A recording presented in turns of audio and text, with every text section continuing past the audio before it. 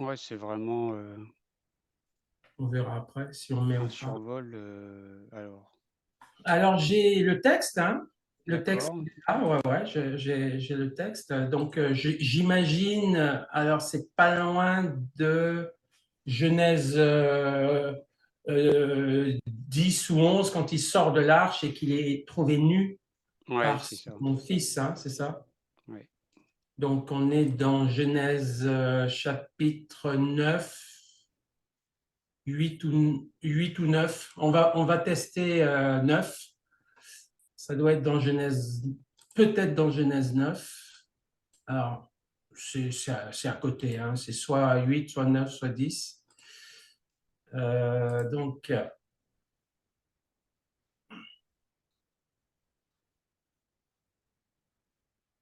ah ouais, c'est Genèse 9, c'est ça.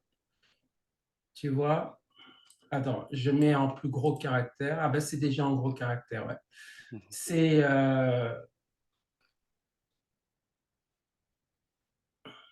ici au verset 21. Ah oui, voilà, il but du vin, Il but du s'enivra et se vin, ouais. découvrit. Ah, je te laisse lire, hein, pardon. D'accord, il but du vin, s'enivra et se découvrit au milieu de sa tente. Cham, père de Canaan, vit la nudité de son père, et il le rapporta dehors à ses deux frères. Alors Sem et Japheth prirent le manteau, le mirent sur leurs épaules, marchèrent à reculons et couvrirent la nudité de leur père. Comme leur visage était détourné, ils ne virent point la nudité de leur père.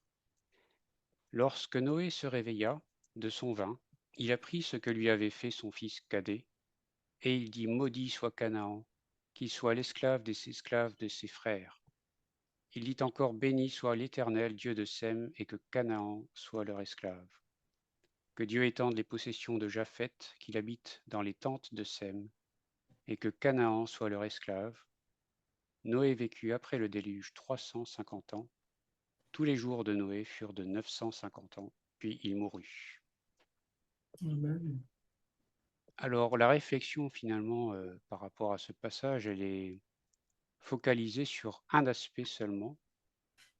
Et c'est pour ça que j'avais pensé au départ de faire potentiellement une étude plus approfondie sur la notion de nudité.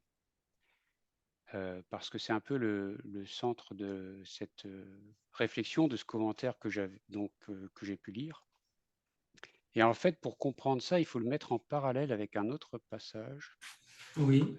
qui se trouve dans l'Exode notamment et qui reprend les commandements qui nous intéressent. Tu ne découvriras pas la nudité de ton père, etc. C'est ça? Non, en fait, c'est celui où il est écrit tu honoreras ton père et ta mère.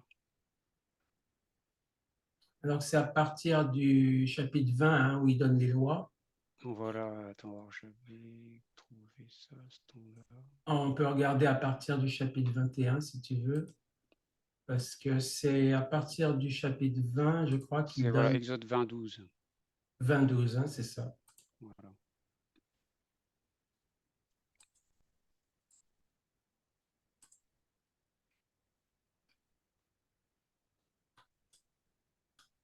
Voilà. Honore ton père et ta mère afin que tes jours se prolongent dans le pays où tu habiteras, que l'Éternel ton Dieu te donne.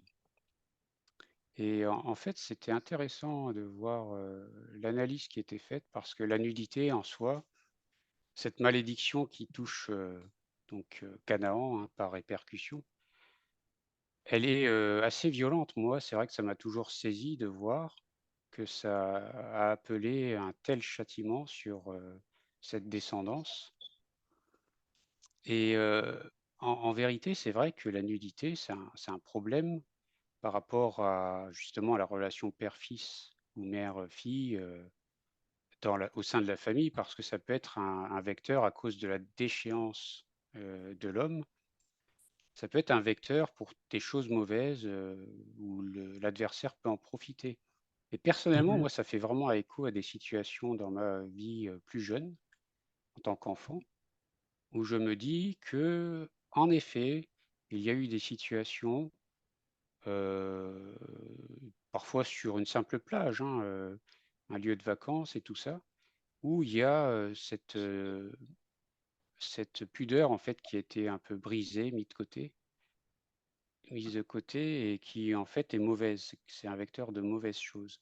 Mhm. Donc dans ce sens-là, on comprend, pourquoi, il y a cette forme de jugement, cette malédiction qui tombe et en même temps, on se dit: «C'est quand même très sévère» parce que finalement, la condition de Noé, à ce moment-là, elle est quand même aussi liée au fait qu'il s'est enivré. Quelque part, le vin aussi amène à la débauche et à l'impudicité, Mhm. potentiellement dans une certaine mesure. Et pourquoi le mettre en parallèle avec le verset «Honore ton père et ta mère»? C'est parce que dans ce commentaire, il était écrit que le fait d'honorer son père et sa mère a souvent été mal compris au sens de vénérer. Donc on a tendance parfois à tomber dans une certaine idolâtrie en honorant son père et sa mère, dans une interprétation qui n'est peut-être pas tout à fait juste. Mhm. Et justement, il y a dans le fait d'honorer son père et sa mère, c'est un peu l'échange que j'ai eu après avec ma mère, c'est que le mot honorer, c'est souvent rattaché à une expression qui veut dire à juste titre. Honorer quelqu'un à juste titre. C'est-à-dire que quand on honore quelqu'un, on le fait jamais en oubliant de mentionner des choses, mais on va pas non plus sur invoquer Surhonoré. des louanges pour la personne. Donc on honore toujours à juste titre. Et il y a cette expression, je crois aussi en français courant, à tout seigneur, tout honneur. Mhm. Et c'est cette notion-là qui est importante parce que dans le fait d'honorer, c'est de juger à sa juste valeur. Donc il n'y a pas de vénération ou d'idolâtrie. Et moi, j'avoue que mon père, je l'ai mis sur un piédestal étant petit et Mhm. réalisé plus tard que ce n'est qu'un homme et qu'il a aussi ses travers et ses manquements et ses défauts. Mhm. Donc, moi-même, c'est vrai que inconsciemment, je pense qu'en lisant ce verset «Honore ton père et ta mère», je me disais: «Il faut prendre un soin particulier pour les mettre toujours, en valeur, mais peut-être pas forcément à leur juste valeur». Et le commentaire en question, finalement, mentionnait la chose suivante, c'est que pour moi, la nudité au sens physique du terme c'est quelque chose à préserver. Il faut vraiment, tout faire pour ne pas laisser de place à l'impudicité, sous Mhm. quelque forme que ce soit et au sein de la famille notamment, entre père et les Surtout, enfants. En revanche, il y a une forme de nudité qui, elle, ne doit pas être, cachée, c'est celle du discernement, en fait. Il y a une autre forme de nudité, c'est-à-dire que quand on se met à nu, quand on révèle des choses dans le cadre du discernement sur notre père et sur notre mère, on sait très bien qu'ils ont des défauts et des qualités. Il ne faut pas que ces défauts soient mis à couvert, en fait, cachés. mhm. Il faut Mhm. qu'on puisse discerner aussi cela chez nos propres parents, pour pouvoir d'ailleurs mieux guérir de certaines choses après dans l'avenir. Mhm. Et donc cette nudité-là, qui parfois est peut-être mal interprétée, c'est-à-dire qu'on va peut-être couvrir des choses qui ne devraient pas l'être. Il faut pas C'est se vrai. voiler la face en fait sur l'état de nos propres parents, de Ouais. nos ancêtres, et accepter de se mettre à nu. Et ça, Mhm. c'est plus dur pour un père ou pour une mère de se dévoiler tel qu'on est avec peut-être des manquements révélés plus tard quand Mhm. l'enfant a grandi et qui ont été cachés dans une certaine période de l'enfance. Et je trouvais cette approche-là intéressante parce que euh, il y a ouais, des fausses conceptions qui peuvent émaner d'une certaine interprétation. Tout comme il y a un autre verset qui est traduit dans Éphésiens un petit peu différemment en fonction des versions, sur un autre sujet. Mais ça m'a rappelé à certaines choses parce que moi, dans la version d'Éphésiens au chapitre 4, verset 26, heu, on s'est surpris à lire que finalement, la traduction proposée n'est pas forcément tout à fait exacte ou alors il y a un choix de traduction qui a été fait par beaucoup de traducteurs, mais qui n'est pas forcément ce qui est écrit dans le texte original, nécessairement. J'ai pas pu vérifier d'ailleurs, la source, par rapport à ce passage. Parce qu'il est écrit: «Si vous vous mettez en colère, ne péchez point, que le soleil ne se couche pas sur votre colère et ne donnez pas accès au diable». Et en fait, ce verset-là, au 26 commence par une condition: «Si vous vous mettez en colère». Et j'ai remarqué dans la version de la King James, la New Version de la King James, c'est pas marqué ça, c'est «mettez-vous en colère» qui est écrit et «ne péchez point». C'est-à-dire que la colère qu'on a, elle peut être, à juste titre, mais il faut jamais que cette colère-là, soit le seul, motif de décision. Il faut la mettre devant Dieu pour pas tomber Mhm. comme Caïn, qui lui s'est mis en colère pour, des mauvaises raisons en plus et du coup s'est laissé complètement guider par ça. Alors que s'il avait soumis cette colère à Dieu pour, que lui donne son éclairage sur la situation, et ben, ça aurait été quelque chose, de beaucoup plus, valable qu'une colère, où, on laisse les choses s'emporter et on commet après, un péché. Donc c'est pour ça Ouais. que le fait que le soleil ne se couche pas sur notre colère, ça veut dire qu'il faut régler quelque chose par rapport à cette colère qui émane de nous, pour des raisons X ou Y et Mhm. parfois justifiées. Il faut toujours la mettre devant Dieu, en fait. Ça permet de venir catalyser, de venir canaliser, quelque chose qui pourrait nous déborder et nous faire agir, de la mauvaise manière. Donc c'est intéressant parce que se mettre en colère, on peut se mettre en colère par rapport au péché. Donc c'est pour ça dans les traductions qui sont faites de dire: «Mettez-vous en colère», on peut se mettre en colère sur le péché, mais après ne péchez point. C'est-à-dire qu'il ne faut pas faire les mauvaises choses par rapport à cette colère saine, a priori, qui, est suscitée en nous. Donc c'est cette notion-là en fait de l'interprétation qui est faite des passages, de certains passages qui moi m'a un petit peu interpellé par rapport à la nudité. C'est vrai que physiquement parlant, on est tout à fait d'accord avec ce que disent la plupart des exégètes pour interpréter, le passage sur la Si tu peux nudité. parler près du micro. Ouais, pour parler de la nudité, mais il y a une autre forme de nudité qui est plus ralliée au discernement qui, elle, est nécessaire et finalement le Christ sur la croix, il s'est complètement mis à nu sous une Mhm. forme humaine pour ne rien cacher du sacrifice, et de cette, souffrance qu'il a subie. Il s'est Ouais. complètement dévoilé, afin qu'on puisse vraiment, si on le souhaite, discerner, Mhm. quelle est, la portée de ce message en fait qui En fait, tu es en train de parler là de la transparence. En fait, cette nudité, c'est la transparence de cœur pour c'est une marque d'humilité, c'est-à-dire je dois être transparent moralement et par rapport aussi à mes faiblesses. Je ne dois pas surjouer ni sous-jouer, mais je dois être transparent et ne pas excessivement cacher mes lacunes ou mes faiblesses parce que qui sait si en les avouant ou en ne les cachant pas en tout cas, s'il n'y a pas de solution que un auditeur bien aimant peut, peut m'aider aussi. C'est une mmh, forme d'humilité en fait. C'est la transparence de cœur. c'est Euh, ça. et par contre, cette transparence de cœur peut être mal interprétée par certains auditeurs qui peuvent prendre ça pour du péché.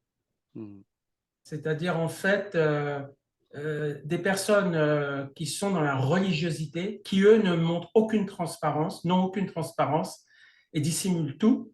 Lorsque toi, tu manifestes cette transparence humble et équilibrée, hein, pas excessive, hein, mais une transparence dosée, tu la doses pour ne pas en mettre plein la vue, ni trop, ni pas assez. Puisqu'il est dit dans la parole que il est honteux de dire ce qu'ils font dans le secret.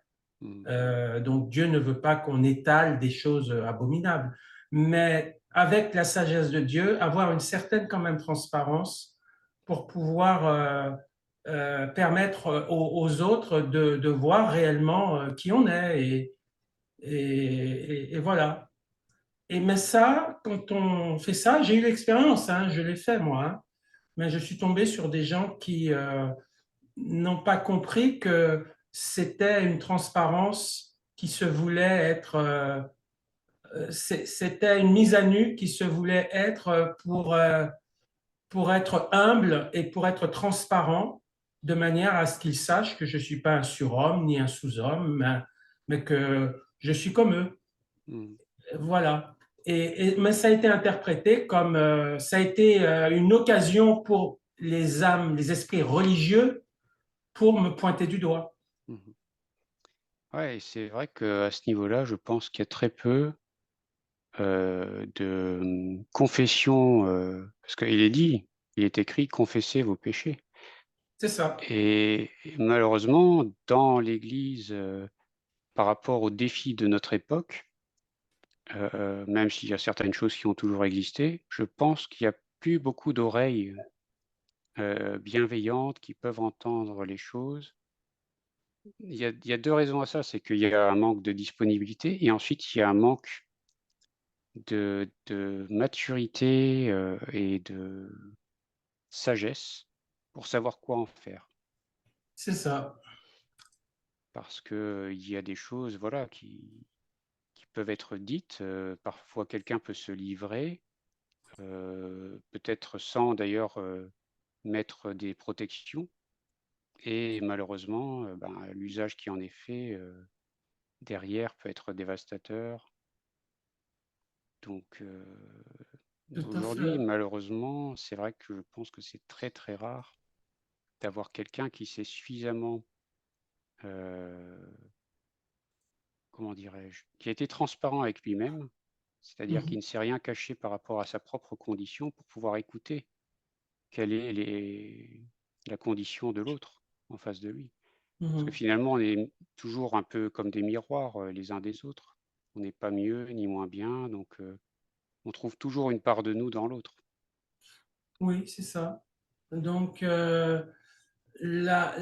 finalement, la transparence, elle est importante si on est avec les gens qui invoquent le Seigneur d'un cœur pur, Mmh. avec des gens qui ont le même niveau d'humilité et de transparence que soi. Mmh. Si on est avec des gens religieux qui jugent, qui condamnent et qui eux-mêmes ne sont pas transparents, cette transparence qu'on a sera contre-productive parce qu'elle va nous blesser, parce qu'on n'est pas avec les bonnes personnes. Mmh. Quand on confesse, comme il est dit, vos péchés les uns aux autres, on s'attend à ce que la personne à qui on confesse son péché soit plein de compassion, plein de compréhension et prie et me soutient pour vaincre tel ou tel péché ou telle tendance ou tel problème. On s'attend à un soutien, pas une condamnation. Mmh. Quand il est dit confessez donc vos péchés les uns aux autres, et priez les uns pour les autres afin que vous soyez guéris. Donc le but de la confession que je reçois de quelqu'un, c'est pour prier pour lui, pour qu'il soit guéri, pour qu'il soit béni. C'est pas pour le condamner. Donc les gens qui condamnent, ben, c'est peut-être pas les bonnes personnes à qui il faut confesser ses péchés. Exactement, exactement et la condamnation, la pensée qui me vient à l'instant, c'est c'est justement ça le problème. Si on n'est pas suffisamment conscient qu'on est un miroir et que donc ça suscite une espèce d'empathie naturelle, Mhm. on tombe justement dans ce problème de compassion qui peut renvoyer une certaine hypocrisie, c'est-à-dire une fausse idée ou quelque chose qu'on cache en nous-mêmes, qui n'a pas été résolu et ça fait que le constat de cette chose dans notre prochain, dans le cœur de notre prochain ou dans la vie de notre prochain, renvoie à un légalisme qu'on n'arrive pas non plus à s'infliger particulièrement à nous-mêmes. Donc, on est peut-être à ce moment-là hypocrite avec nous-mêmes en mettant ça sous le tapis. Et en revanche, chez l'autre, on va tout de suite le pointer du doigt et le dénoncer pour que ce soit mis à jour. Et ça, c'est subtil. C'est assez subtil. Mais en réalité, l'autre le met à jour puisqu'il confesse son péché. Donc il le met à jour. Mais en face, c'est une oreille de condamnation qu'il y a. C'est pas une oreille de compassion et de soutien. Et cette confession que cette personne fait, euh, elle est chez tout le monde en fait, parce qu'on a tous des faiblesses, on a tous des choses qu'on doit régler dans nos vies. Personne n'est au-dessus de ça. Donc, on est tous pareils. Simplement, cette personne a eu le courage de dire quelque chose. Mm. Et les autres n'ont pas eu le courage de le dire. Parce que souvent, je pense que ce qui peut aussi empêcher la confession des péchés les uns aux autres, c'est l'orgueil. C'est Oui, bien l'orgueil. sûr, ça C'est c'est. ah oui, c'est l'orgueil. C'est-à-dire, Alors, on c'est veut paraître. l'orgueil et il y a aussi la méfiance aujourd'hui à cause de la confiance qui a été brisée à cause de beaucoup de choses qui sont propres à notre époque. Donc, finalement, honnêtement, il y a des ça nous pousse à une relation beaucoup plus intime, à chercher le Seigneur lui-même et exclusivement lui, parce qu'on est dans une époque malheureusement où on ne trouve plus, cette option d'aller vers le frère ou la sœur, Ouais, mais je dis que si il y a cette méfiance, c'est essentiellement parce euh, en face, il n'y a pas de, il y a une peur chez celui qui confesse d'être jugé, d'être voilà, condamné. c'est ça. Et donc, s'il a peur d'être jugé, d'être condamné, c'est qu'en face, il y a de la religiosité, il y a pas de maturité en face. Mmh. Donc, on garde les choses pour soi. Mais pour moi, c'est pas suffisant de chercher simplement auprès du Seigneur la consolation, etc. Ça ne suffit pas. Hein. Euh, il y a des guérisons, je pense, qui se font par la confession des péchés les uns aux autres et en étant soutenus les uns par les autres. Alors, ce n'est pas forcément des péchés d'ailleurs. Hein. Ça peut être un souci, un problème financier, ou je ne sais pas, ça c'est pas forcément. Là, le terme est très extrême, là, péché, hein, parce que ça renvoie à quelque Ouais, il est chose. réducteur, on va dire, juste Voilà, réducteur. c'est un peu réducteur, mais ça peut être autre chose. Euh, c'est qu'aujourd'hui, on n'est pas dans un climat de communion profonde les uns avec les autres qui nous permettent de nous livrer les uns avec les autres. Mmh. Et on n'est plus dans la transparence parce qu'on n'est pas dans la profondeur, on n'est pas dans l'amour, on n'est pas dans, on est dans l'ego, c'est-à-dire il faut préserver son ego, son image, et donc il faut faire en sorte d'avoir une image, une impression. C'est le siècle de l'image. Il faut se donner une image qu'on ne pêche jamais, on fait jamais de bêtises, etc. Et le problème vient d'en haut souvent, c'est-à-dire les soi-disant, enfin ce qu'on appelle les pasteurs, tout ça, sont perçus comme presque des gens infaillibles. Et donc, et ça c'est faux. Euh, L'image qu'on veut donner des responsables d'église, on veut donner, ou ils se donnent, ou ils veulent se donner une image de personne qui pêche jamais, qui est incorruptible, qui est sans faille, etc. Et là, c'est dangereux parce que sans rendre compte, on injecte cette culture chez tous. C'est-à-dire que tout le monde veut paraître sans faille, sans péché, etc. Mmh. Tout le monde veut paraître sans faute, sans faille, etc. Et donc, on joue à celui qui confesse rien du tout, puisqu'il est sans faille.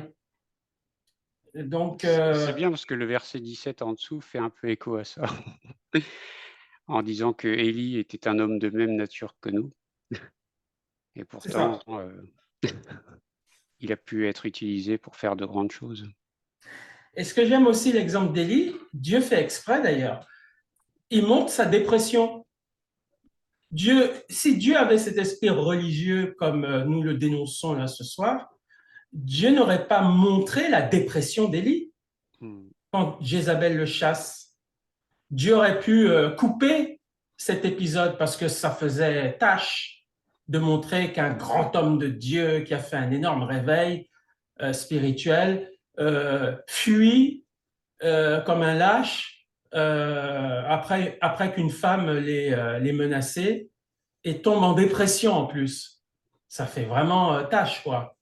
Eh ben non, Dieu l'a laissé exprès, cet épisode, pour montrer que Dieu est transparent.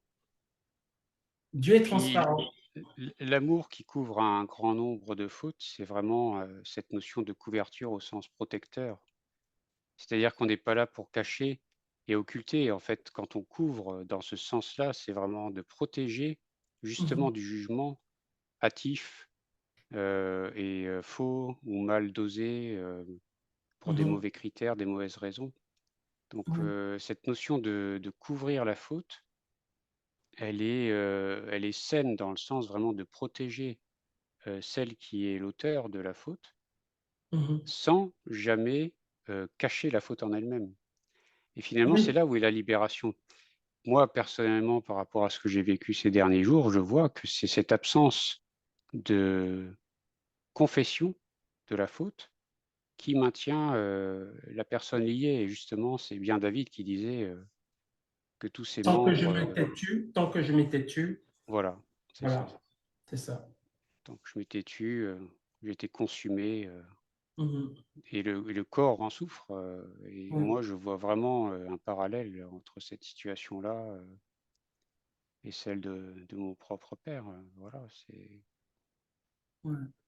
il y a tellement de libération dans le fait d'être dans un aveu, qui doit justement susciter en nous, de la joie, de voir quelqu'un qui est capable de d'avoir un éclairage sur sa propre condition, de le reconnaître. On est prêt à aider, dans ces moments-là, et c'est ce qui doit être, d'ailleurs suscité comme Mhm, sentiment, mhm. comme désir d'assister l'autre et pas de venir le condamner par peur de soi-même être contaminé. Oui, et donc ça fait que peut-être dans certaines églises, on est dans une hypocrisie totale, c'est-à-dire tout le monde a un masque Hmm. et personne n'est cette fameuse sincérité dont tu parlais, de ce qu'il est vraiment. Et lorsqu'il y a un souci qu'il ait la liberté de dire la chose, peut-être pas à tout le monde, mais à certaines personnes dans la foi. Et s'il n'y a plus cette liberté, c'est assez préoccupant. Ça veut dire que l'ensemble de l'Assemblée vit dans la fausseté. Hypocrisie, ça vient du grec. Hein. C'était des masques, hein, que les gens mettaient lorsqu'ils faisaient une pièce de théâtre. Ils mettaient juste un masque pour faire croire qu'ils étaient quelqu'un d'autre.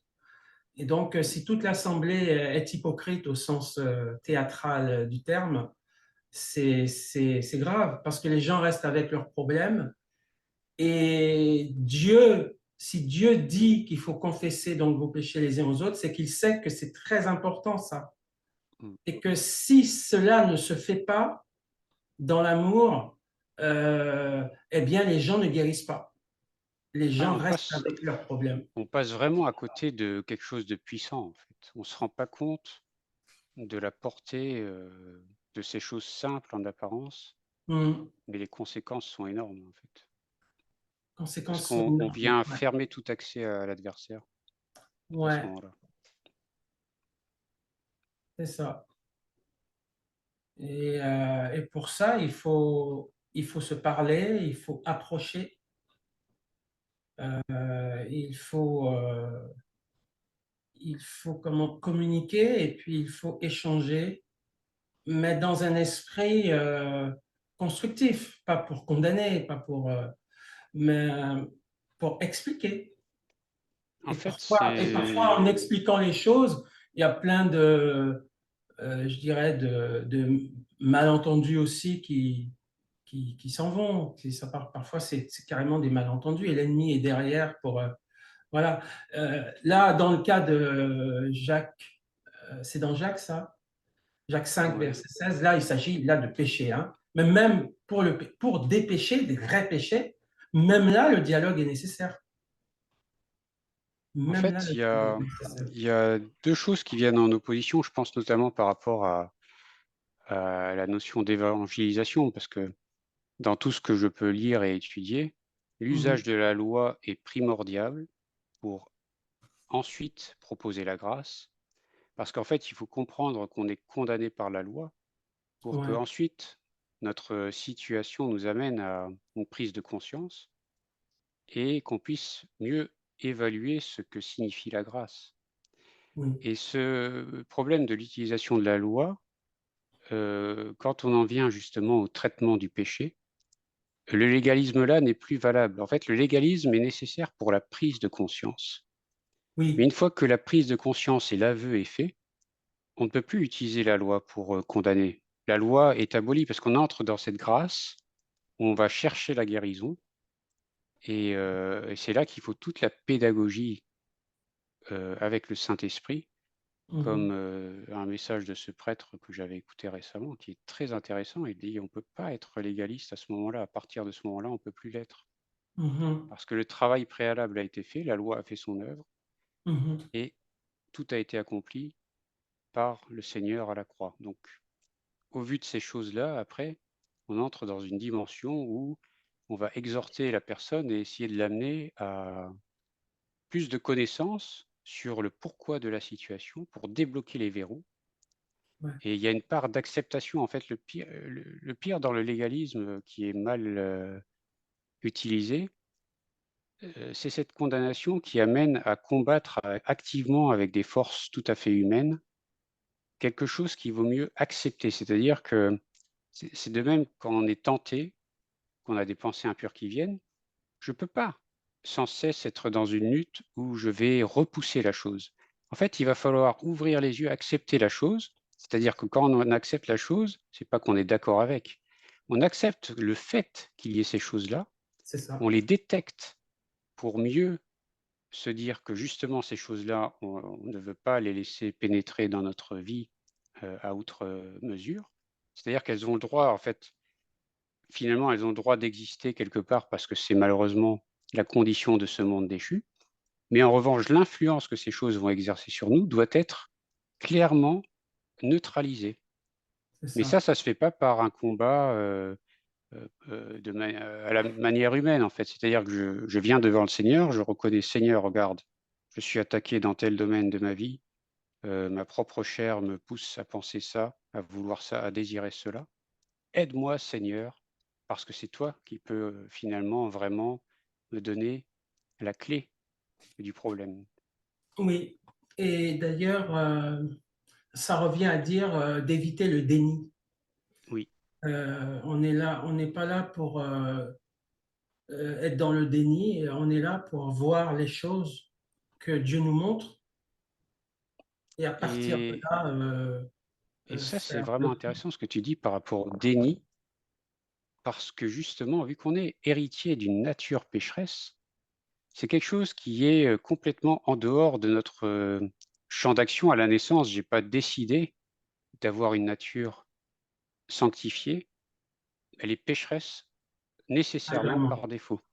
par Donc le défaut. fait qu'elle soit nécessairement là par, défaut, ça empêche, de s'attarder sur cette condition-là, parce qu'on n'en est pas responsable, en soi. La nature qu'on a en nous, on n'en est pas responsable. En revanche, Ouais, le fait qu'on la laisse agir en nous, là, c'est autre chose, parce qu'en fait, à chaque fois qu'on pêche, on collabore avec cette nature. c'est vrai, on collabore. Tout à fait. Et une pensée qui me venait pendant que tu parlais de, comment dirais-je, du verset 16, confessez donc vos péchés les uns aux autres. Le côté légalisme positif de la loi qui renvoie à la gravité du péché, puis ensuite, une fois qu'on est d'accord là-dessus, la grâce peut intervenir, tu te rappelles? Oui, Ce que tu disais au verset 16. Eh bien, c'est dans le mot confesser, je pense qu'on trouve cette notion, parce que le mot confesser veut dire homologéo, c'est-à-dire dire la même chose. mmh, C'est la racine du mot, hein, confesser.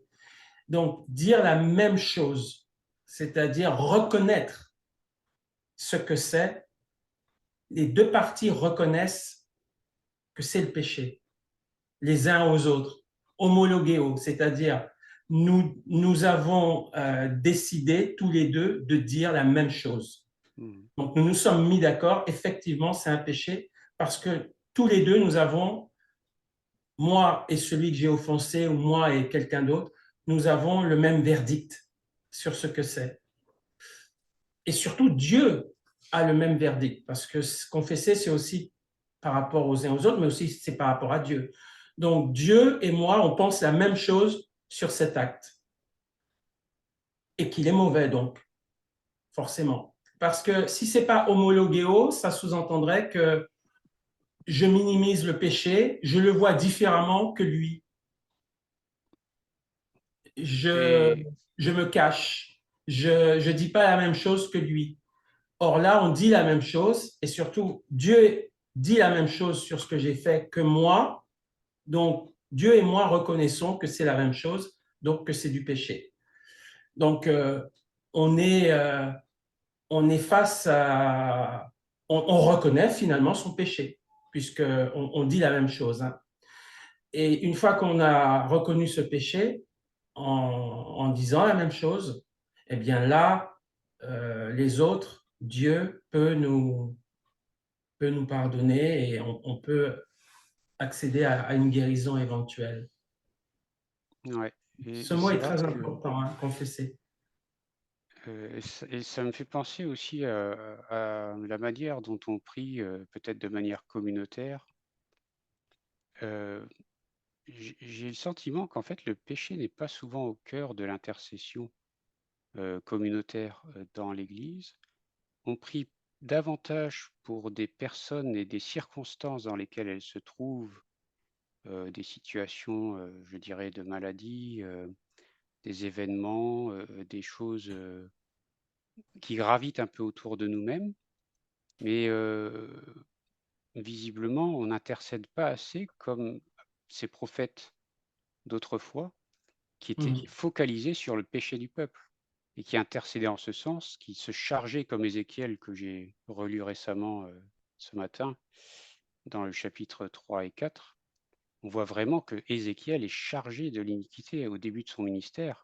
Ouais. Et quand on le voit, qui pendant 390 jours, plus 40, puisqu'on a les péchés de Judas qui sont ajoutés ces 40 jours, à être couché sur le côté, à Mhm. manger du pain qu'il Sur fait des avec excréments de des bœuf. excréments de bœuf. On se dit, voilà, moi j'ai eu cette pensée, je me suis dit par rapport à tous ces prophètes qui pullulent sur la toile, combien auraient été prêts à subir ce que Dieu a décidé à travers Ézéchiel, de porter l'iniquité comme ça dans des choses qu'on n'arrive même pas à concevoir. Parce que moi, quand je lis 390 jours plus 40, dans un monde tel que nous connaissons aujourd'hui, je ne suis 430. pas sûr qu'il y ait de la place pour des ministères comme ça, véritablement.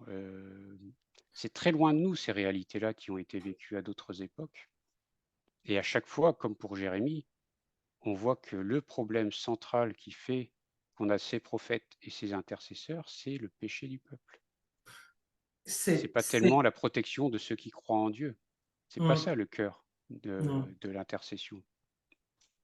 Et c'est ça que, comment dirais-je, c'est ça qui m'interpelle par rapport à la France. Mm, C'est d'abord ça qui m'interpelle. Parce qu'aujourd'hui, les prophètes ne parlent pas de ça.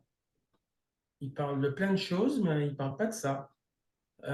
C'est le péché du peuple qui, qui amène le jugement de Dieu, qui amène toutes ces choses. C'est pas que les dirigeants. mm, C'est pas Monsieur Macron n'est pas venu au pouvoir comme ça. Le peuple a voté pour lui. Le peuple a voté pour un programme. Dans ce programme, il y a la promotion des homosexuels, la promotion de l'avortement. Il y a tout ça dans ce programme. Et le peuple a voté pour tout ça. Donc, moi, j'ai toujours pensé que le peuple aussi a une part de responsabilité dans la situation d'un pays. mm. Et ça, on n'en parle pas assez, effectivement. On n'en parle pas assez. J'aurais voulu revenir sur Genèse 9 par rapport donc à Cham qui découvre la nudité de son père.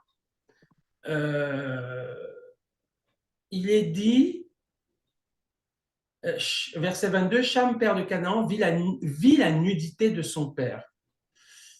Et il le rapporta dehors à ses deux frères. Alors, je reviens évidemment sur Lévitique.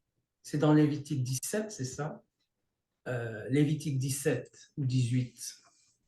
Je reviens sur la fameuse loi selon laquelle on ne doit pas dévoiler la nudité de ses parents, de sa sœur, de son frère, de l'épouse de son père ou l'époux de sa mère, etc.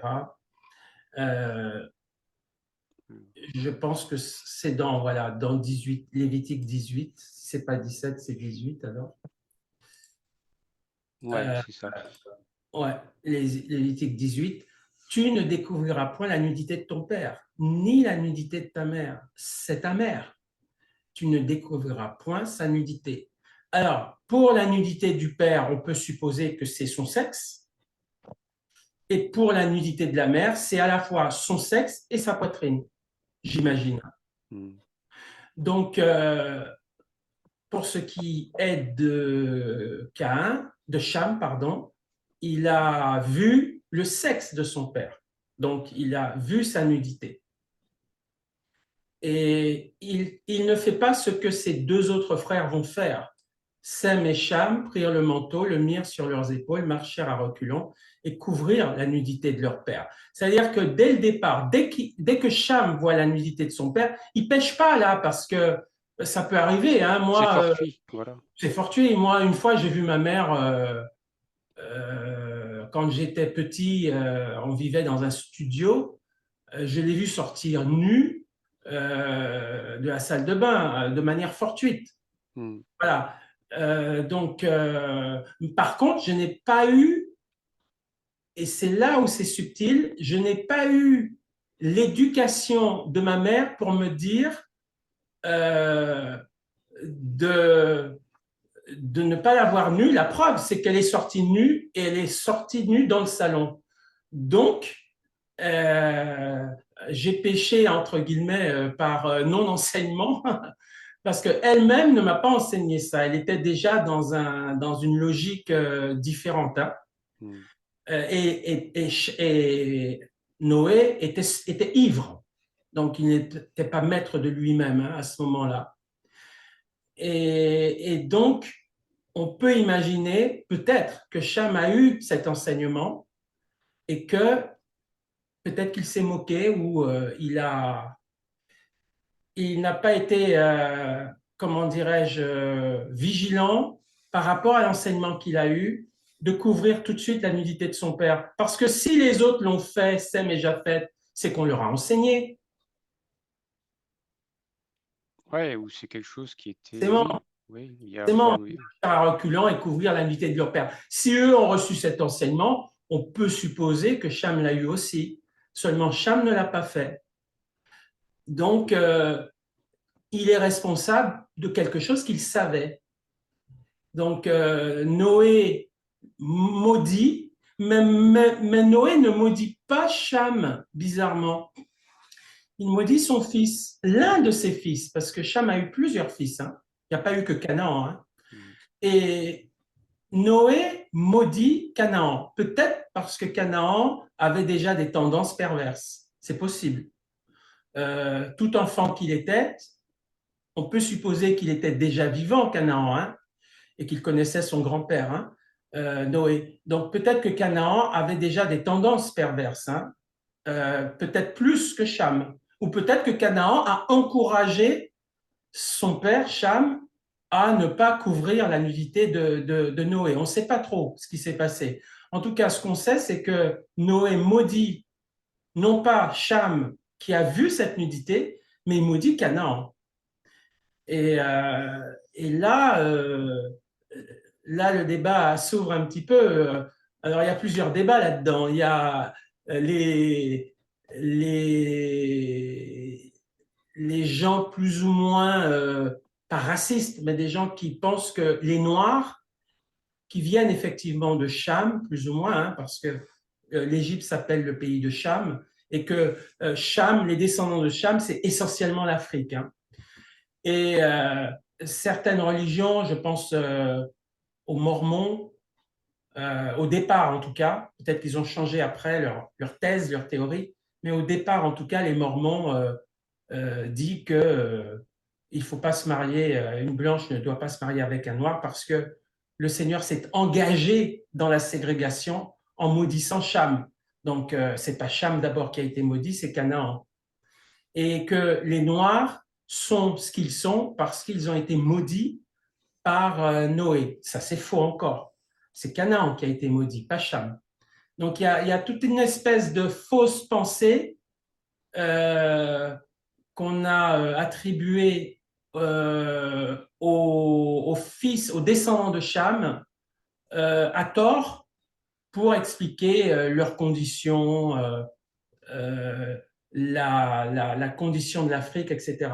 Je pense que probablement il peut y avoir du péché là-dedans, évidemment, comme dans toutes les nations, hein, comme dans tous les peuples, mais que ce péché vienne à cause de cette histoire, c'est là où je reste prudent parce que ce n'est pas Cham donc qui a été maudit, c'est Canaan. Et d'ailleurs, Canaan a été exterminé par les Israélites lorsqu'ils ont fait la conquête de de la terre promise. Hein. Josué a exterminé les Cananéens pratiquement. Hein. Donc, ils ont été exterminés. Et bizarrement, les Cananéens, ben, ils se sont livrés à des péchés contre nature. Ouais, je pense à Sodome et Gomorre. Euh, et donc voilà un peu la réflexion que je voulais un peu avoir. Je ne sais pas ce que toi tu en penses. Dis-moi. Oui, ben, avec en plus Canaan, il y a toujours cette dimension prophétique qui est donc annoncée à l'avance. Et quand on regarde la racine hébraïque, les propositions, parce que c'est pas toujours certain, il y a cette notion de terre basse et qui renvoie elle-même à une racine comme Cana, qui est le fait de s'humilier ou d'être rabaissé sous un joug. Et C'est c'est un peu ça. finalement ce que fait Canaan. Il est rabaissé, il a été rabaissé, amené à une certaine bassesse, puisque lui-même a rapporté un état comment dirais-je, une bassesse de son père finalement, qui est donc ivre et nu, et il s'empresse d'aller le rapporter tout de suite plutôt que de couvrir ça lui-même. Tu parles de Cham, hein, pas de Canaan. C'est Cham qui est allé rapporter. Hein. Voilà, voilà, c'est Cham qui a fait ça, mais Canaan, par répercussion, euh, porte déjà en son nom les conséquences de l'œuvre de son père. De son père, ouais. Et ce nom, il est terrible parce que le nom aussi a une importance. Personne n'appelle son enfant Satan. Non. Personne n'appelle son enfant diable. Personne n'appelle son enfant asservi ou esclave. Euh, Personne. Donc, appeler son fils de ce nom, parce que je crois que Cana veut dire, alors, on l'avait vu dans les sept puissances de ténèbres, hein, c'est en relation avec l'esprit de servitude. Hein. Oui, c'est ça. Ça veut Je dire vois bien. asservi, je crois. Donc, déjà là, comment peut-on appeler son fils avec un nom pareil? Donc, le nom aussi, l'importance du nom est capitale. Hein. Ouais. Il attire la malédiction si c'est un nom qui, en lui-même, est un nom maudit, est une, reflète ou veut dire quelque chose de négatif. On ne peut pas appeler son enfant avec Et un- ça, c'est assez fort parce que j'ai une anecdote par rapport à des connaissances où, au Maghreb notamment, il y a des noms de famille ou des noms comme ça qui sont issus, mais d'origine tout à fait improbable, avec des sens qui renvoient à des choses parfois assez curieuses. Et ça permet de comprendre pourquoi peut-être il y a eu aussi des noms comme ça qui ont été donnés dans le passé, parce que ça existe encore aujourd'hui dans certaines cultures, qui sont des héritages assez étonnants. Ben, Et ouais, c'est ça. Ça me rappelle tout simplement aussi Ichabod, lorsque l'arche a été volée par les Philistins, la femme de Phiné qui va accoucher, je crois, appelle son fils Ichabod, la gloire est bannie. Et c'est vrai qu'on a tendance à se laisser aller quand, quand on est dans la détresse, jusqu'à appeler son enfant par rapport à une situation négative. Mais c'est Oui, surtout ça qu'il ne faut pas faire.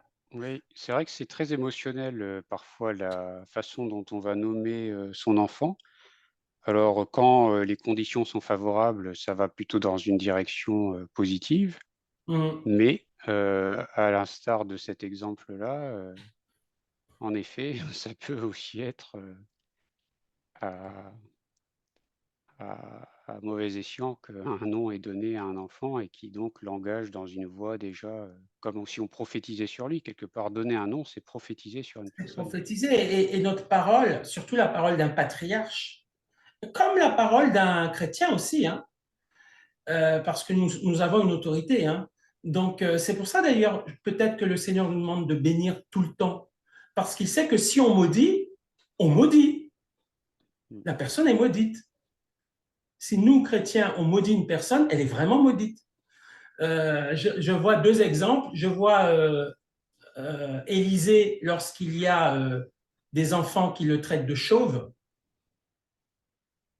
qui Ouais. se moquent de lui parce qu'il a une tonsure. Il était chauve, hein, Élisée. Et des enfants se moquent de lui et il les maudit. Et il y a deux ours qui sortent de la forêt et qui déchirent les enfants. Simplement parce qu'il les a maudits. Et puis, il y a, comment il s'appelle? Paul, lorsque le proconsul est harcelé par quelqu'un qui fait opposition avec Paul, Paul le maudit et tout de suite les ténèbres tombent sur lui, il est aveugle, tout de suite. Donc, donc ah ouais, non, ça veut dire que notre parole en tant que chrétien est très puissante. Et donc, on doit éviter de maudire parce que si on maudit, la malédiction tombe sur la personne qu'on maudit, quoi. Mais je pense peut-être c'est une des raisons pour lesquelles le Seigneur nous demande de toujours bénir, parce que c'est dangereux si on maudit. Ouais, ouais, ça peut être fait à mauvais escient. Mm, ouais. Et, donc, on était en train de dire ouais, que Cham, que Cham a vu la nudité de son père. Euh, et et peut-être, là j'extrapole, hein, et peut-être que quand Cham voit la nudité de son père, il est possible dans le monde spirituel qu'un lien impur se fasse. Parce qu'il voit la nudité, mais qui ne nous dit pas que quand il voit la nudité de son père, il n'a pas des pensées impures aussi quand il le voit, De toute des façon, pensées d'inceste, des c'est un pensées vecteur. incestueuses. Ouais. Ouais, Et c'est un donc, vecteur, de mauvaises choses. c'est ça. Et donc, des puissances d'impureté peuvent passer là. Hein. Mmh. Elles peuvent passer. Elles peuvent passer entre Noé et Cham, et elles peuvent passer entre Cham et Canaan. Voilà comment comment dirais-je, un événement anodin où des esprits peuvent passer si, à ce moment-là, le péché profite de l'occasion pour, pour s'évader dans des pensées très, très impures et incestueuses. Ouais, c'est des temps un peu kairos, mais pas dans un sens positif, c'est-à-dire que c'est une réunion de circonstances qui peuvent carrément déterminer la destinée d'un être humain, Mm. et c'est-à-dire qu'il suffit d'une seconde peut-être au moment où tous les facteurs sont réunis, c'est le point de bascule et après ça peut carrément, conditionner tout le restant de l'existence d'un être humain. Ouais, ouais. Et cette colère de Noé, on doit réfréner sa bouche aujourd'hui. Parce que si on maudit son fils, parce qu'on est mal luné, parce qu'on a bu, parce qu'on était nus et que ça ne nous a pas plu, que l'un de nos fils nous voit nus et que, au lieu de faire attention à ses paroles, de les contrôler dans sa colère, on balance une malédiction à son fils, c'est très grave. C'est très grave. Parce qu'il y a une puissance, surtout pour un croyant, il y a une puissance dans la parole qui peut être dévastatrice. Et c'est terrible parce que Canaan, cette parole a été dévastatrice pour lui. Hein. Alors, ça ne l'excuse pas nécessairement parce qu'il a pris plaisir au péché, hein, Canaan. Mais cette parole a peut-être sonné le glas ou a été la cerise sur le gâteau qui a définitivement fait basculer la vie de Canaan, hein, cette parole de Noé.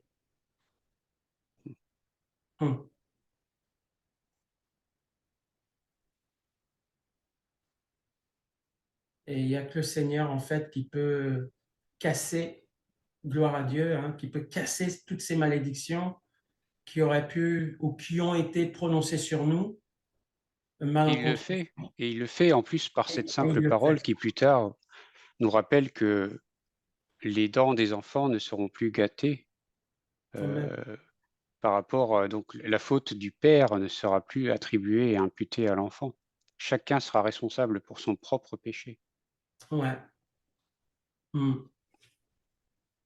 Parce que là, il y a un effet ricochet qui a existé pendant tout un temps finalement, et cet effet-là, il existe depuis la chute d'Adam. Mais à un moment donné, Dieu arrête les choses et dit non, il n'y aura plus cette transmission-là, même si la nature pécheresse en elle-même circule, chacun après, à titre individuel, est responsable pour son propre péché. Ouais. Ouais. Mais on ne doit pas, pour autant, on ne doit pas prononcer ces paroles, hein, ça c'est sûr. Ouais, c'est ça. Ouais. On ne doit pas les prononcer parce que on ne sait pas spirituellement ce qui peut se passer quand on les prononce, donc il faut vraiment les éviter. Et c'est vrai que quand on... D'ailleurs, le Saint-Esprit nous éclaire. Hein. Moi, je me rappelle de paroles prononcées avant ma conversion. Beaucoup diront, tu as l'excuse de la jeunesse, tu as l'excuse de ceci, mais moi, ma conscience me travaille toujours en disant, je regrette ces paroles, je n'aurais jamais dû les prononcer. Ouais.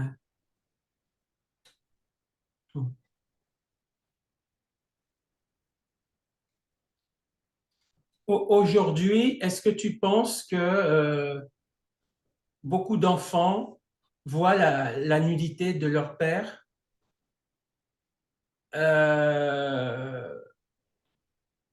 alors, est-ce que la pornographie aujourd'hui, c'est une façon de voir la nudité Alors, on peut regarder peut-être le passage donc, de ça, parce qu'il y a une liste. Il y a une liste. Tu ne découvriras pas la nudité de ton père, le père, ni la nudité de ta mère, la mère.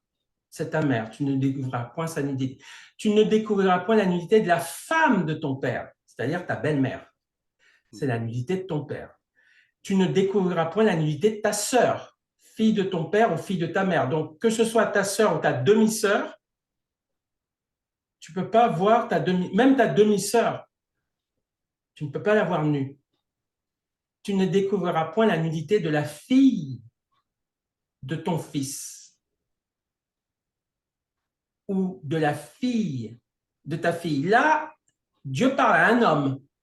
Parce que dans ce passage, tu ne découvriras point la nudité, Dieu parle au père de famille. Hein. Donc, le père de famille qui a un fils, en principe, ne doit pas découvrir la nudité de la fille de son fils. On suppose, une fois qu'elle est pubère, qu'elle a 13 ans, 15 ans, etc., on présuppose que le bébé, ça ne rentre pas en ligne de compte. Tu vois ce que je veux dire? Quand la fille de ton fils vient de naître, c'est un bébé. Oui, c'est logique. C'est au moment où le caractère sexuel est apparu que là, c'est la différence. Voilà, c'est au moment où la puberté, le caractère sexuel apparaît. Là, elle devient une femme. Là, tu ne peux pas découvrir sa nudité en tant que père. Car c'est ta nudité. Tu ne découvriras point la nudité de la fille, de la femme de ton père, née de ton père. Ben, c'est ta sœur, c'est normal. Tu ne découvriras point la nudité de la sœur de ton père. Donc, ta tante, c'est la proche parente de ton père. Donc, tu ne peux pas voir la nudité de ta tante. Tu ne découvriras point la nudité de la sœur de ta mère, donc ta tante maternelle. Tu ne découvriras point la nudité du frère de ton père, c'est ton oncle. Tu n'approcheras point de sa femme. Donc, tu ne peux pas non plus voir la nudité de la femme de ton oncle. Et la femme de ton oncle est considérée dans la Bible comme une tante. Tu ne découvriras point la nudité de ta belle-fille. C'est la femme de ton fils. Donc, tu ne peux pas coucher avec la femme de ton fils. C'est abominable pour Dieu. Tu ne découvriras point sa nudité. Tu ne découvriras point la nudité de la femme de ton frère. C'est la nudité de ton frère. Alors, il y a juste une exception là. Si ton frère meurt, Dieu, au contraire, encourage à ce que tu épouses sa femme qui est veuve pour poursuivre la postérité de ton frère. Mais ça, c'est un autre cas. Et puis, c'est lié à la loi peut-être. Hein. Ouais. Tu ne découvriras point la nudité d'une femme et de sa fille. Tu ne prendras point la fille de son fils, ni la fille de sa fille, pour découvrir leur nudité. Ce sont tes proches parentes. C'est un crime. Alors, tu ne découvriras point la nudité d'une femme et de sa fille. Donc, si tu es marié à ta femme, ta fille commence à grandir, tu ne peux plus découvrir sa nudité. Une fois qu'elle atteint l'âge pubère, hein. Tu ne prendras point la fille de son fils. Alors, ça, c'est la fille de son fils, c'est-à-dire c'est comme si tu étais un grand-père, ni la fille de sa fille pour découvrir leur nudité. Donc ça, c'est les grands-parents qui ne peuvent pas découvrir la nudité de leurs petits-enfants. Ce sont tes proches parents, c'est un crime. Tu ne prendras point la sœur de ta femme, c'est-à-dire ta belle-sœur, pour exciter une rivalité en découvrant sa nudité à côté de ta femme pendant sa vie. Tu n'approcheras point d'une femme pendant son impureté menstruelle pour découvrir sa nudité. Tu n'auras point commerce avec la femme de ton prochain pour te souiller avec elle. Tu ne livreras aucun de tes enfants pour le faire passer à Moloch, et tu ne profaneras point le nom de ton Dieu. Je suis l'Éternel. Tu ne coucheras point avec un homme comme on couche avec une femme. C'est une abomination. Là, on est clair. Dieu condamne l'homosexualité. C'est clairement écrit là. Hein. Et tu ne coucheras point avec une bête pour te souiller avec elle. La femme ne s'approchera point d'une bête pour se prostituer à elle. C'est une confusion. Et là ma question, en fait, c'était de me dire, dans la pornographie, on découvre la nudité de femmes qu'on ne connaît pas. Mais ces femmes qu'on ne connaît pas, quelque part, elles ont un passé, elles sont peut-être liées à un homme, etc. Donc, à cause de ce doute, elles ne sont pas partie de la famille, mais on découvre leur nudité finalement dans la prostitution. Et ce n'est pas clairement dit ici, mais on peut imaginer que la femme, découvrir la nudité d'une inconnue, hein, en quelque sorte, ben, le risque, c'est de découvrir la nudité de quelqu'un qui est déjà lié et dont on viole en quelque sorte la nudité. En réalité, quand on lit tout ce passage, la seule nudité qu'on doit découvrir, c'est la nudité de sa femme. C'est tout, si on regarde bien. Et encore, de sa femme qui devient notre femme. C'est-à-dire de la femme que Dieu nous donne. si on regarde bien tous ces passages, ça veut dire que c'est la seule nudité qu'on peut découvrir. C'est celle de sa femme. Donc c'est ce que je peux comprendre de ces passages, de ces Alors, versets qu'on peut lire. il y a pas seulement le fait que ce soit donc réservé à un cadre particulier, il y a aussi le but qui est rattaché par rapport au fait que tu dises que, en effet, dans les actes de pornographie, peut-être que la femme, avec son passif, était liée à d'autres hommes, et vu que dans ce cas-là, c'est très confus. En fait, le problème aussi, c'est que Dieu nous parle bien et nous met en garde contre la fornication. C'est-à-dire que l'acte sexuel en dehors du but pour lequel la sexualité a été créée est un problème. C'est C'est-à-dire un que le fait problème. de forniquer en dehors d'un plan, c'est-à-dire une union avec une femme pour enfanter, procréer, multiplier comme Dieu nous l'a demandé, c'est un problème. Donc en fait, il y a un usage de la sexualité qui n'est aujourd'hui, on est dans une société très hédoniste, on vante le plaisir. Mais en fait, la sexualité n'a pas été créée pour le plaisir. Dieu a bien fait les choses parce qu'il a trouvé par ce moyen-là de procréation qu'on y ait aussi du plaisir. Mais ce n'est pas le propos. En fait, on n'est pas censé voir le plaisir comme une finalité. Oui, oui, oui, je comprends bien, c'est ça. C'est pas l'élément majeur. La Ouais, motivation majeure, c'est pas ça. ouais, Ça accompagne une motivation majeure qui est de procréer dans un cadre légal. ouais. C'est ça.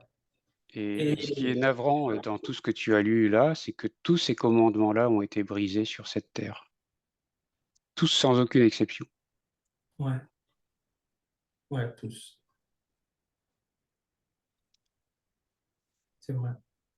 Mmh. Donc, et c'est étonnant d'ailleurs que, pour revenir à Exode ici, Exode, pardon, Genèse, pour revenir à Genèse ici, avec Cham et Noé et Canaan, c'est étonnant que on n'est pas dans la loi de Moïse, et c'est étonnant que Noé ait enseigné des choses qui, a priori, relèvent peut-être du bon sens aussi, puisque on n'est pas encore sous la loi, hein. Oui, parce que la loi est quelque part déjà gravée dans notre conscience. C'est ça. Elle a simplement été révélée à un Mm. moment donné. Amen. Ouais. Ça sous-entendrait aussi que Cham n'avait pas nécessairement besoin d'un enseignement pour comprendre qu'il devait cacher la nudité de son père, puisque cet enseignement était en lui, dans sa conscience. C'est ça que tu veux dire? Oui, parce qu'en fait, c'est vrai que la loi est gravée dans notre conscience, mais Dieu veut aussi la graver dans notre cœur pour qu'elle soit chérie, en fait. Et ça crée une relation d'amour par rapport au commandement plutôt qu'une relation de simple prise de conscience. Parce qu'aujourd'hui, peut-être que si on interroge des gens, ils vont avoir bien conscience que ça ou ça, c'est mauvais, que tel acte, telle œuvre est mauvaise. Mais après, ça n'engage pas forcément le cœur à se repentir dans tous les cas. Donc Ouais. finalement, on doit passer de cette gravure dans la conscience à la gravure dans le cœur. Amen. Gloire à Dieu. Mm. C'est vrai.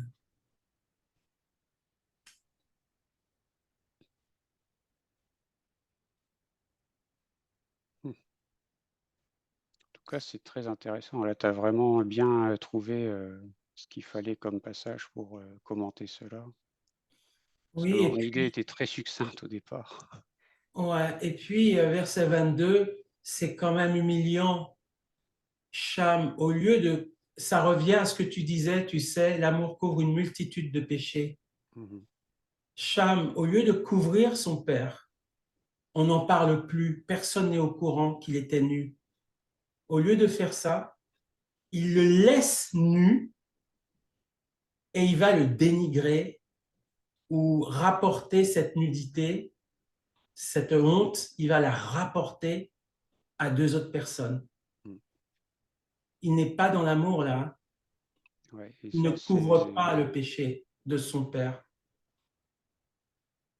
c'est vrai que ça, c'est un bon avertissement par rapport à notre propre conduite dans le corps de Christ, et même en dehors, puisqu'avec notre prochain au dehors, il faut se rappeler à ces choses-là par pudeur, voilà, par pudeur, par égard, par amour pour Par, par égard, ouais. la personne.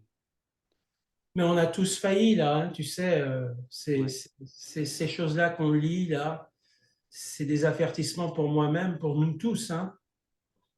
On n'a pas toujours couvert la nudité non, de son frère, de sa sœur, mais on l'a dénigré. Au lieu de l'aider, on l'a critiqué, accusé et enfoncé, au lieu de tout simplement prendre une couverture et le couvrir. Et le problème est terminé, il est réglé.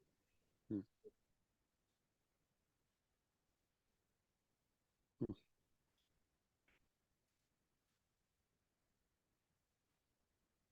mm, Et c'est intéressant que le mot frère apparaisse justement, hein, ça renvoie à l'Église, hein, oui, c'est c'est vrai. deux frères. C'est pas pour rien qu'il y a le mot frère. Hein.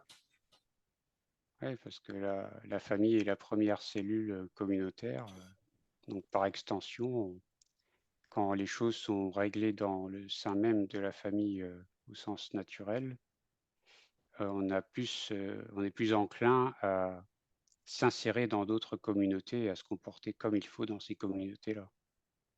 Ouais. C'est pour ça que l'adversaire fait autant de ravages dans les familles, Mhm. parce que les conséquences se répercutent dans la société entière. Ouais, c'est vrai. Puis la manière dont Sem et Cham règlent le problème est intéressante. Hein. Ils vont régler le problème, c'est-à-dire ils vont couvrir la nudité de leur père sans être contaminés par le péché de leur père, puisqu'ils marchent à reculons. Mm.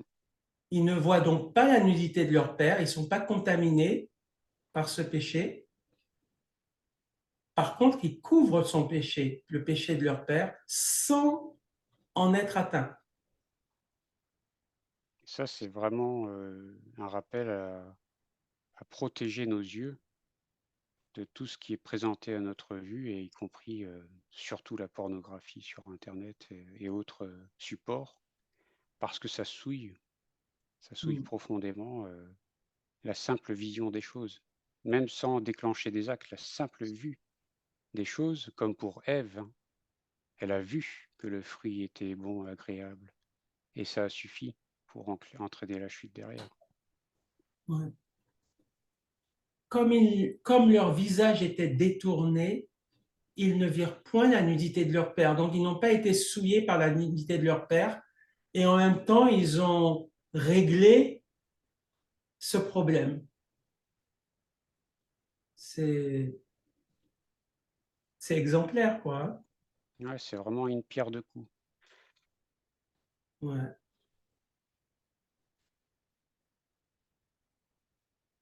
C'est vraiment parlant, hein. Ça me saisit de voir l'enseignement qu'on en tire, parce qu'aujourd'hui, il y a vraiment beaucoup de situations dans la société dans laquelle on est, où on est confronté, et ce genre de rappel serait vraiment nécessaire au milieu de toutes les assemblées, notamment les plus libérales, entre guillemets, parce qu'il y a des endroits où la tenue vestimentaire, sous le prétexte qu'on ne va pas juger son frère ou sa sœur, c'est justement une porte ouverte, une brèche pour l'adversaire.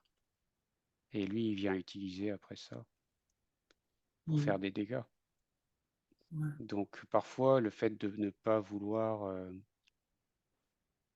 attirer l'attention sur une tenue qui est peut-être pas appropriée, on couvre, mais pas de la bonne manière, quelque part. Oui, Il y a une façon de couvrir. Et en fait, c'est ce qu'ont fait Sem et Japheth. Ils ont eu la bonne façon pour couvrir. c'est ça. Ça m'a rappelé une vidéo que j'ai vue sur, je ne sais pas si tu l'as regardée. Euh, on est dans un avion, on est aux États-Unis, on est dans un avion, et il y a un couple, il y a une femme qui se déshabille en bikini, enfin en maillot de bain, mais très très parlant, je dirais, et qui s'approche du mari de cette femme qui est juste le rang derrière dans l'avion. Et ça provoque la colère de la femme du mari qui intime à cette femme et qui prend un drap, qui prend carrément un drap pour la couvrir de force. Et, euh, et là, il s'ensuit une dispute et elle dit, vous séduisez mon mari, couvrez-vous. Mhm. Et elle refuse. Et donc, tu sais, tu as une banquette quand tu prends l'avion, une sorte Mhm. de couverture quand tu dors. Elle prend cette couverture et elle la met de force sur la fille qui est devant. C'est Ah, c'est intéressant cette intéressant. vidéo. Ah ouais, c'est Ouais. très intéressant parce qu'on voit beaucoup ça aussi dans des films à la télévision, des scènes où Mhm. à un moment donné, on est dans un espèce de... Bah, le principe même du Crazy Horse, en fait. Ouais. C'est quelque chose qui n'est pas sain du tout. Mhm. On n'a rien à faire dans des endroits comme ça. Ouais. En tout cas, c'est pire là, c'est dans un avion Mm. public.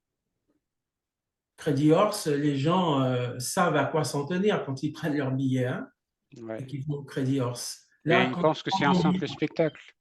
Ils oui, c'est considèrent ça. pas Mhm. l'effet qu'il y a derrière. Ouais, c'est vrai, c'est vrai.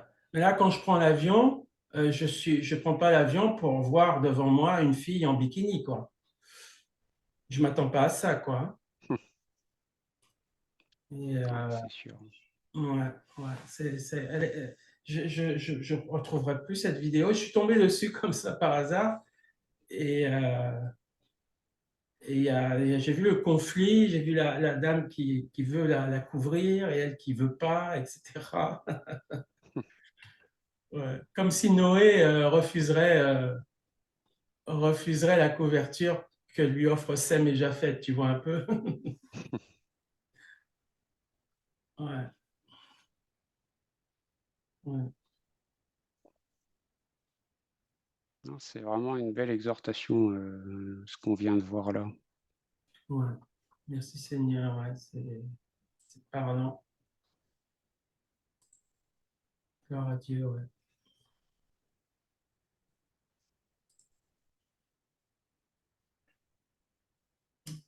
Gloire à Dieu, hein, merci Seigneur. Ouais, merci, parce que là, tu as été inspiré pour conduire l'analyse.